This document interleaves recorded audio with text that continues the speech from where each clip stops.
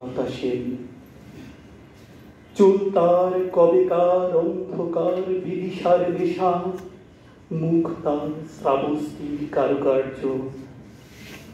অতি দূর সমুদ্রের পরে হাল ভেঙে যে নাবিক হারিয়েছে দিশা, সবুজ ঘাসের দেশে যখন সে চোখে দেখে দারুচিনির ভিতর, তেমনি দেখেছি তারে অন্ধকারে।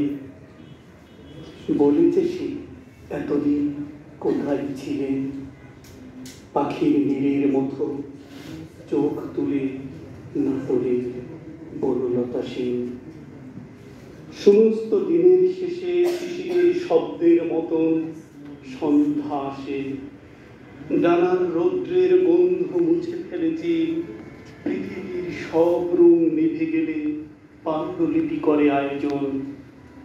তখন গল্পের তরে জোনাকির রঙে ঝিমে সব পাখি ঘরে ফিরে, সব নদী ফুরায় জীবনের সব লেনদেন।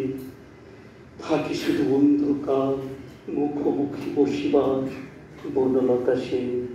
ধন্যবাদ সবাইকে।